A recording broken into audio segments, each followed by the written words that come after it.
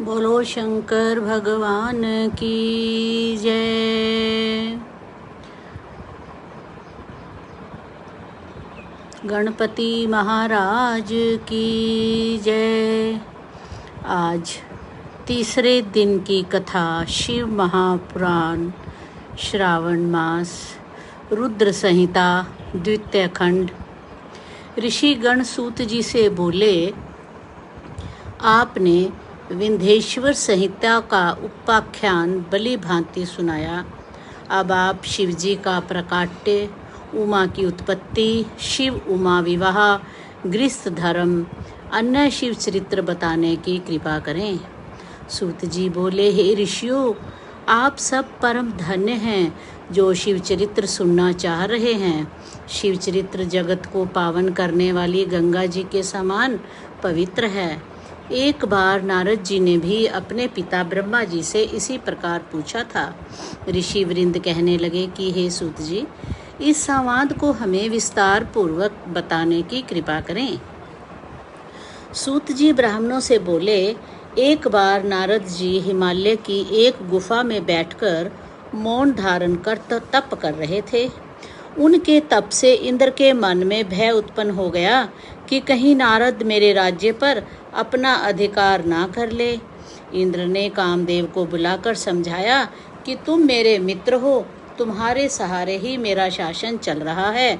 तुम बड़े बड़े ऋषि मुनियों का गर्व चूर चूर कर देते हो। हिमालय की गुफा में नारद शिवजी की उपासना कर रहे हैं। कहीं ऐसा ना हो कि वह शिवजी से मेरा राज्य ना मांग लें। अतः तुम वहां जाकर सुंदर बाग निर्माण कर प्रवीण अप्सराओं के कामवर्धक नृत्य द्वारा उनकी तपस्या भंग करो।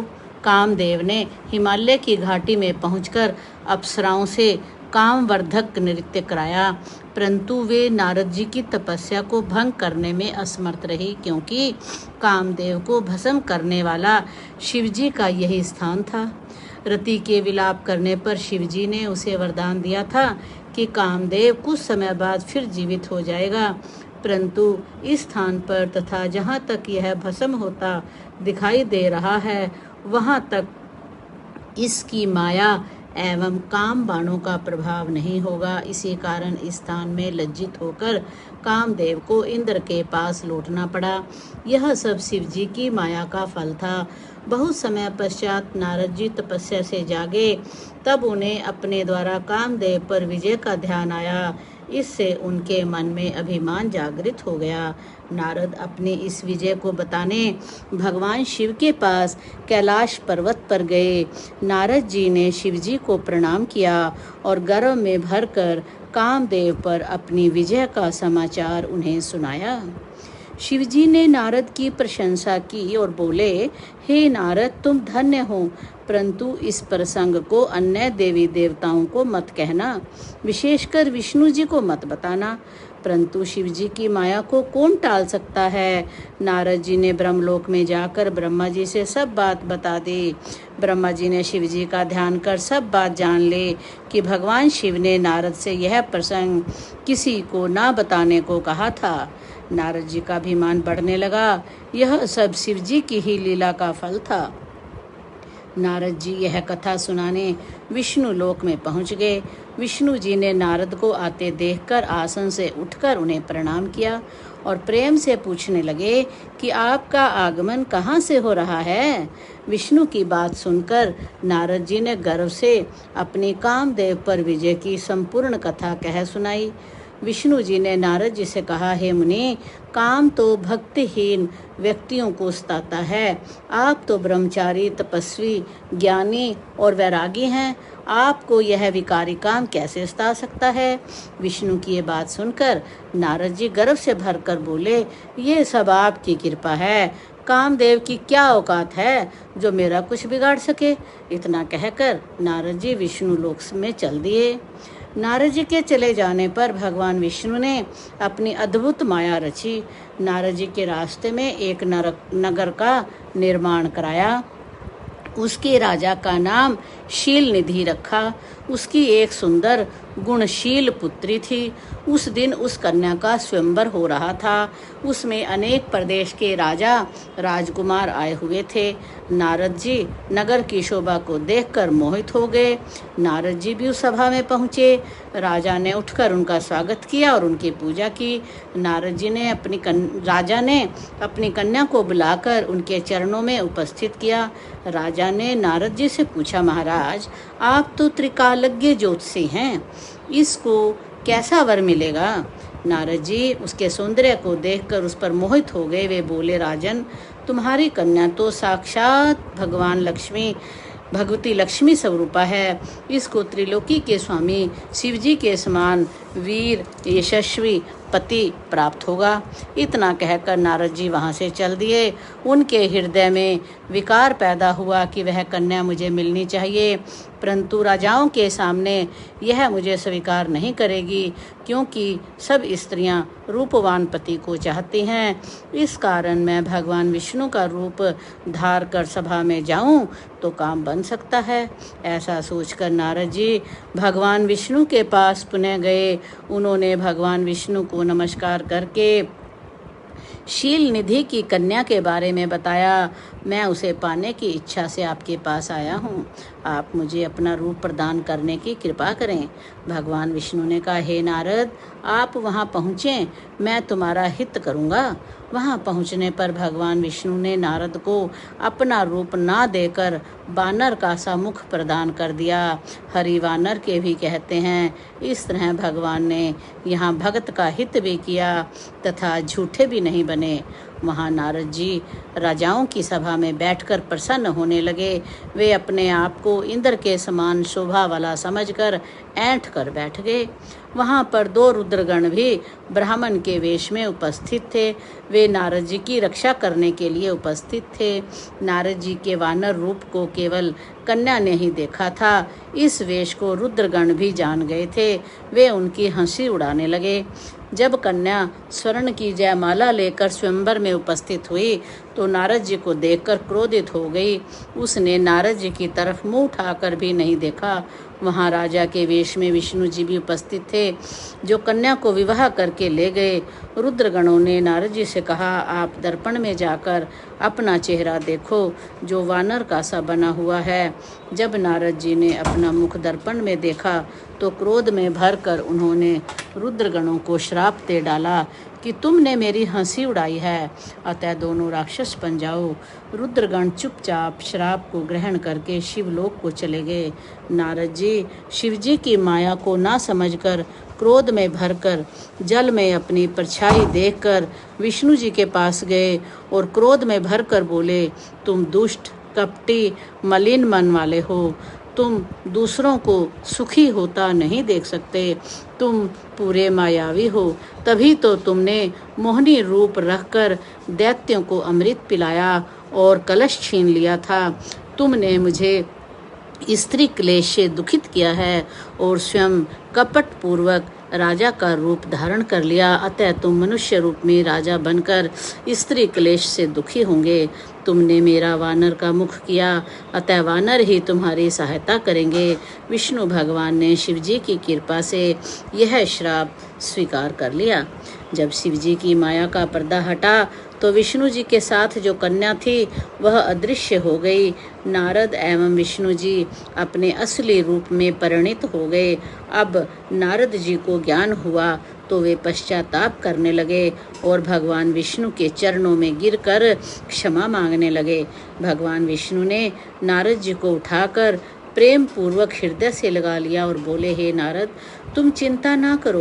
तुम्हें अभिमान ने घेर लिया था। तुमने शिवजी की आज्ञा का पालन नहीं किया था। यह उसी का फल है। यह सब शिवजी की इच्छा का फल है।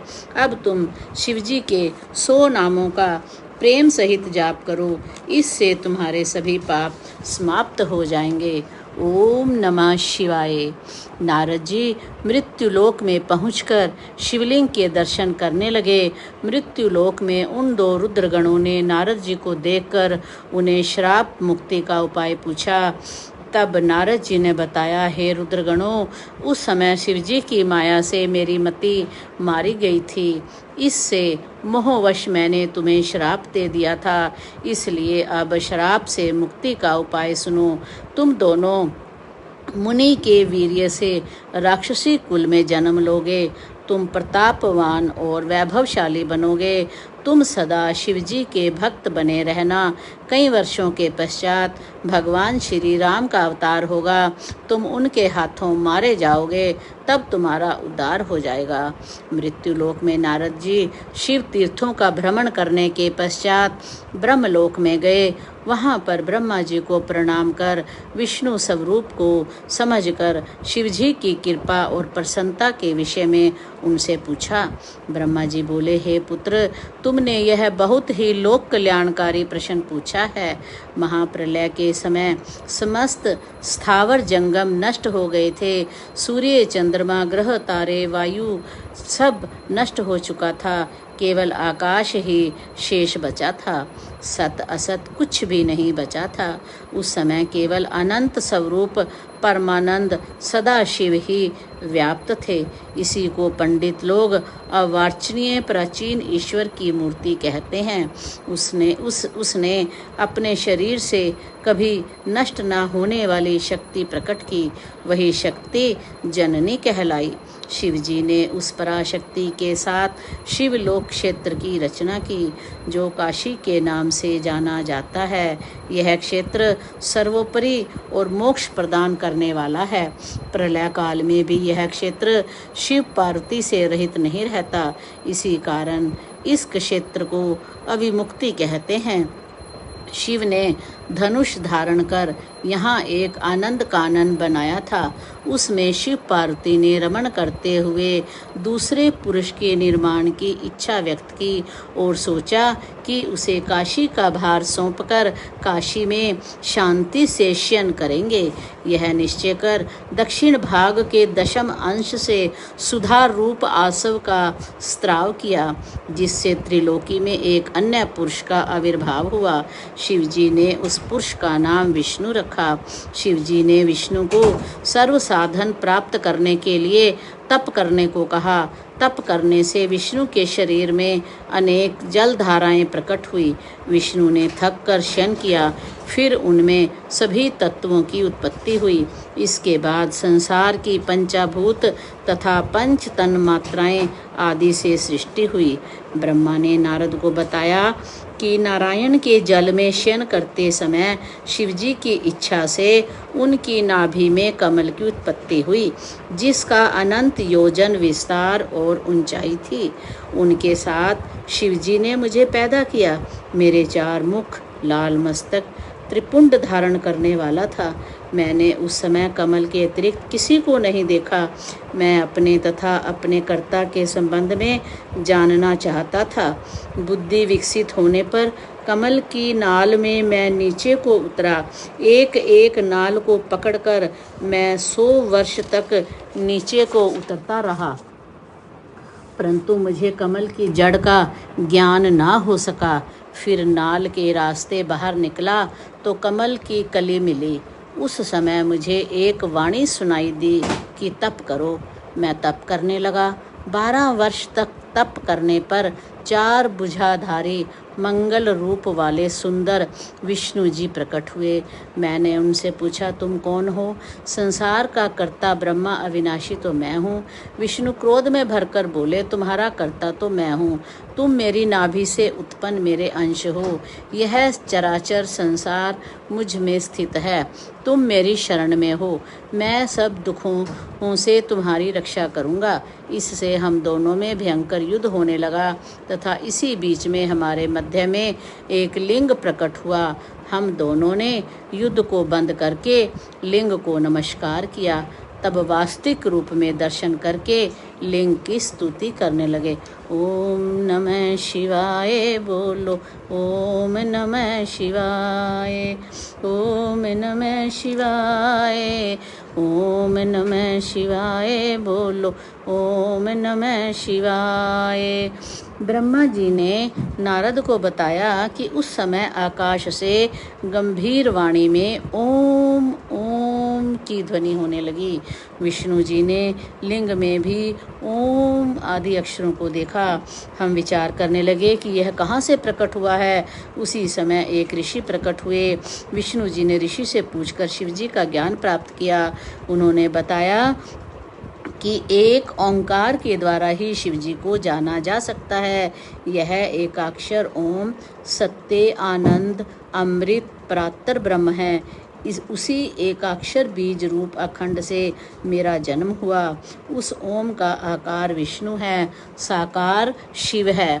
उमा का मोह न करने वाला मकार नित्य स्वरूप है। स्वर्ण में अंड इसी से उत्पन्न हुआ, जो ऊपर के भाग से आकाश तथा नीचे के भाग से 5 तत्व वाली पृथ्वी प्रकट हुई। इसके बाद 38 अक्षरों वाला यह मंत्र प्रकट हुआ, जो बुद्धिदायक धर्म अर्थ का साधक है। फिर मृत्युंजय मंत्र उत्पन्न हुआ। इसमें ओम जूम सम अथवा त्र्यंबकम यजामहे इत्यादि कहा जाता है। इसके साथ ही पंचाक्षर मंत्र नमः शिवाय है तथा क्षम्यो चिंतामणि मंत्र उत्पन्न हुआ। दक्षिण मूर्ति मंत्र भी उत्पन्न हुआ।